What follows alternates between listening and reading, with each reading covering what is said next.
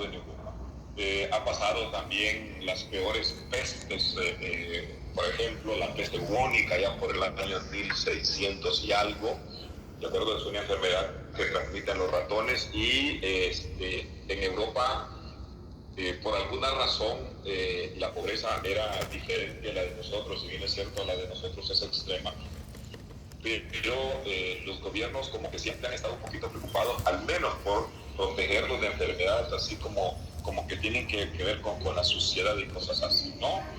En Europa sí, de acuerdo, en Europa la gente llegó a convivir con los ratones y cosas parecidas, y entonces por eso fue que tuvieron que pasar verdaderos sacrificios, ¿no?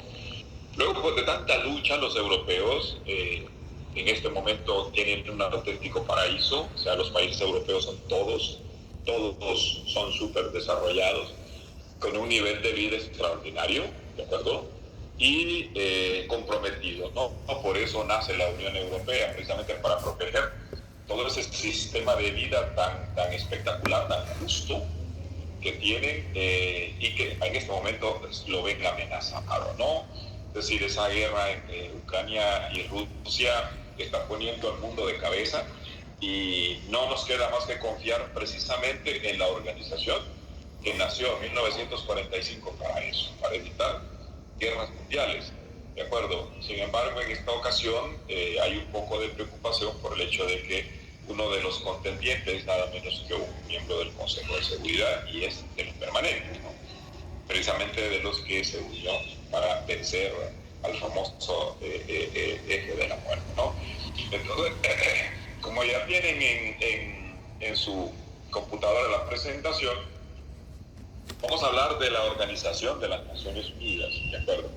Y vamos a empezar por hablar de los antecedentes, o sea, qué fue lo que sucedió en un poco de tiempo para llevar a los países a una desesperación tan grande que tuvieron que negociar una organización internacional con suficiente poder para que pudiera gravitar sobre los estados y sobre los sistemas jurídicos internos de las naciones, ¿no? Aquí vamos a ver entonces algunos antecedentes, sobre todo 6, que uno por uno iban avanzando hacia la creación de una organización internacional con el objetivo número 1 y el más importante, desde luego, que es precisamente preservar la paz y preservar la seguridad. Y en consecución de eso se crea un órgano dentro de las Naciones Unidas que se llama Consejo de Seguridad, que es, como les decía en la última clase, la policía del mundo, ¿no? Y esta gente que trabaja todos los días del año, día y noche, o sea, no descansan, se encargan de estar vigilando que el planeta no tenga guerras, también a través de la tecnología, que no haya un país que tome más allá de lo que puede, hablando de armas, por ejemplo, porque hay un establecimiento jurídico para que los países tengan en armas lo que tienen, ¿de acuerdo? Tiene que las armas de los países, los ejércitos de los países, tienen que estar conforme a su Producto Interno Bruto, ¿de acuerdo? ¿Por qué? Porque los países tienen que poder mantener el ejército. Por eso nosotros tenemos un ejército pequeño que no sirve para nada, pero ahí está, ¿de acuerdo?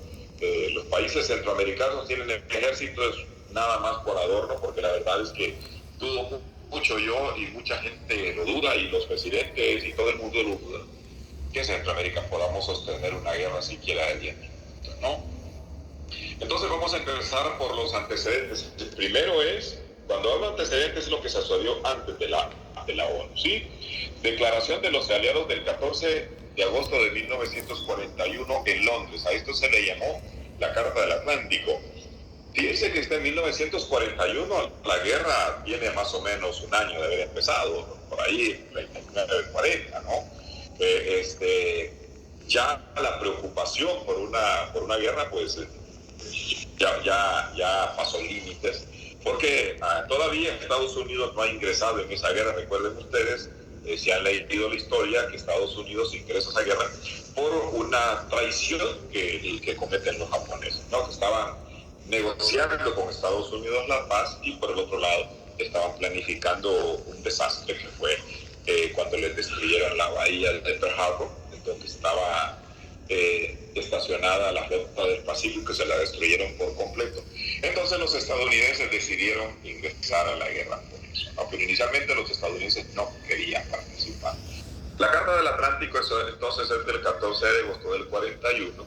De acuerdo, se reunieron los jefes de Estado de 3 naciones, especialmente, ¿no?, que empezaron a buscar una solución. Primero fue el presidente de los Estados Unidos, el señor Franklin Delano Roosevelt, o Roosevelt, como le dicen algunos, el señor Winston Churchill del Reino Unido, que fue llamado de emergencia porque tenía una experiencia muy grande como primer ministro, y entre ellos dos entonces se reúnen primeramente para buscar un acuerdo que lleve uno primeramente a ver qué se hace con esa guerra, ¿no? ¿Qué se hace con la guerra que está empezando allá en Europa? En ese acuerdo, la Carta del Atlántico, ellos establecen puntos que ustedes los van a ver y que son realmente justos y que todavía esos puntos alimentan precisamente a las Naciones Unidas, ¿no? Primero decía que sus países no buscan ningún engrandecimiento territorial o de otro tipo. De hecho, en ese tiempo en el que se inicia la creación de la ONU, todavía se mantenían colonias en el mundo, ¿no? Es decir, Inglaterra, que fue un país que tuvo muchas colonias, sobre todo en Asia y en África, iban a renunciar a eso, ¿no? Y se iba a crear en la Organización de Naciones Unidas un órgano precisamente para llevar a la libertad a esos países que eran colonias de los países superdesarrollados, Estados Unidos, España, Inglaterra, Rusia, ¿de acuerdo? Que en aquel tiempo Rusia era más un país de lo que se denominaba la Unión de Repúblicas Socialistas Soviéticas. Entonces, uno de los primeros acuerdos fue precisamente no buscar la conquista, ¿de acuerdo? No buscar una guerra para quedarse con un territorio, de hecho está prohibido. Luego, no desean ver ningún cambio territorial que no esté de acuerdo con los votos libremente expresados de los pueblos interesados. A esto se refieren a los procesos de consulta, ¿de acuerdo? Como los que está haciendo Putin allí en estas zonas de liberación, que él dice que las está liberando, pero que la Organización de Naciones Unidas no reconoce porque lo hace en un momento de guerra, ¿no? Y eso no tiene legitimidad, ¿de acuerdo? Aparte lo hace el interesado, ¿de acuerdo? Entonces, por ahí, de haber un cambio territorial, según este acuerdo de la Carta del Atlántico, tendría que ver con la voluntad de los pueblos, ¿no? Porque eso es lo que domina la escena del derecho internacional en el mundo. La voluntad de los pueblos, que está representada en el Estado, y el Estado en nombre de los pueblos, entonces actúa en el derecho internacional, ¿no? Luego decían, respetan el derecho que tienen todos los pueblos de escoger la forma de gobierno bajo la cual quieran vivir y desean que sean restablecidos los derechos soberanos y el libre ejercicio del gobierno a aquellos a quienes les han sido arrebatados por la fuerza. Aquí lo que están reconociendo es el principio de libre determinación de los pueblos. Es decir, no se podía dudar de la intención de estos países por cuanto ustedes lo ven y lo ven ahora. Es decir, el principio de libre determinación alimenta también a los principios de la Carta de las Naciones Unidas que está en el artículo 2. Me imagino que ustedes me están siguiendo con la Carta, ¿de acuerdo? Y luego dice el libre ejercicio del gobierno a aquellos a quienes les han sido arrebatados por la fuerza. O sea, todos aquellos países en los que había un fascismo, en los que había una dictadura, ya sea militar o civil, ¿de acuerdo? Todo aquello que estuviera por fuera de la voluntad de los pueblos, entonces ellos lo apoyarían para que regresara a poder justamente de los pueblos, ¿no? Se esforzarán respetando totalmente sus obligaciones existentes en extender a todos los estados, pequeños o grandes, victoriosos o vencidos, la posibilidad de acceso a condiciones de igualdad al comercio y a las materias primas mundiales que son necesarias para su prosperidad económica.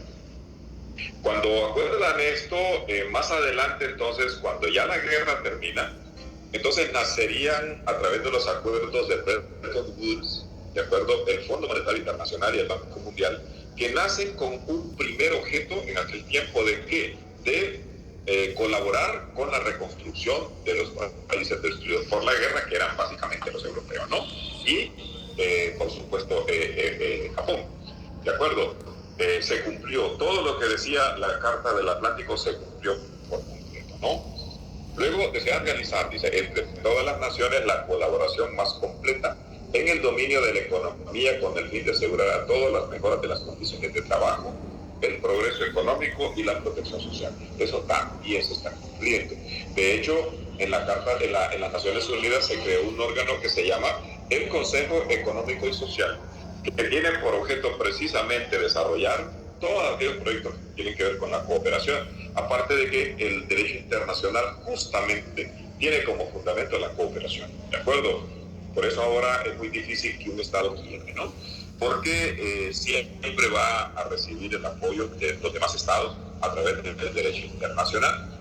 Por lo tanto, entonces los Estados siempre se van a ver sometidos a la necesidad de regularse con el derecho internacional, porque el principal objetivo del derecho internacional, pues obviamente es la cooperación, ¿no? Tras la destrucción total de la tiranía nazi, se refieren al Tercer Reich, ¿no? Al gobierno de Adolfo Hitler, esperan ver establecer una paz que permita a todas las naciones vivir con seguridad en el interior de sus propias fronteras y que garantice a todos los hombres de todos los países una existencia libre, sin miedo ni pobreza. Básicamente en este acuerdo fue que se fundamentó la creación del Consejo de Seguridad, ¿no? Es decir, eso fue lo que más costó negociar en la Carta de Naciones Unidas, todas las facultades que tiene el Consejo de Seguridad, que ya vamos a estudiar, que son muy, pero muy especiales, ¿no? Una paz así permitirá a todos los hombres navegar sin trabas sobre los mares y los océanos, porque en aquel tiempo, antes de Bretton Woods, o sea, antes de los acuerdos del Fondo Monetario y el Banco Mundial, Inglaterra era un líder en el mundo. ¿Por qué? Porque tenía la flota de barcos mercantes más grandes del mundo, ¿no? Y entonces los ingleses, como son muy inteligentes, siempre lo han sido, entonces ellos básicamente eliminaron los impuestos, ¿no? Entonces la gente entraba y salía de Inglaterra comprando, ¿de acuerdo? Inglaterra se convirtió en una bodega para el mundo, ¿no? Entonces, claro, tenían que asegurarse de que por los mares desaparecieran los piratas y los corsarios. Recuerden que los piratas trabajan a título personal y son ladrones de embarcaciones, de lo que sea, ¿no? Y el corsario es llamémoslo, un pirata que trabaja para el gobierno, ¿no? Inglaterra usaba mucho los corsarios, ¿de acuerdo? Entonces, por supuesto, aquí ustedes ven que en el primer antecedente, que es la Carta del Atlántico, había una intención muy clara, ¿de acuerdo? Y los compromisos a los que llegan van a impulsar, ¿no? Precisamente, poco tiempo después, el texto de la Carta de las Naciones Unidas. En el antecedente número 2 está la Declaración de Washington o de Naciones Unidas del 1 de enero de 1942 en la capital de los Estados Unidos. Ahora, ¿pero por qué aparece este antecedente número 2? Fíjense bien aquí en su izquierda lo que acordaron el famoso pacto tripartito, o sea, al que denominaban el eje del mal, ¿no? El eje de la muerte, le decíamos nosotros, en Europa, ¿no? Fíjense bien lo que dice parte de este pacto tripartito del 27 de septiembre de 1940, ya cuando la guerra prácticamente estaba en su inicio, ¿no? Les puse solamente un artículo porque ahí ustedes van a ver cómo era este acuerdo, para muchos espantoso, ¿no? Los gobiernos de Alemania, Italia y Japón, ellos tres formaron el tridente.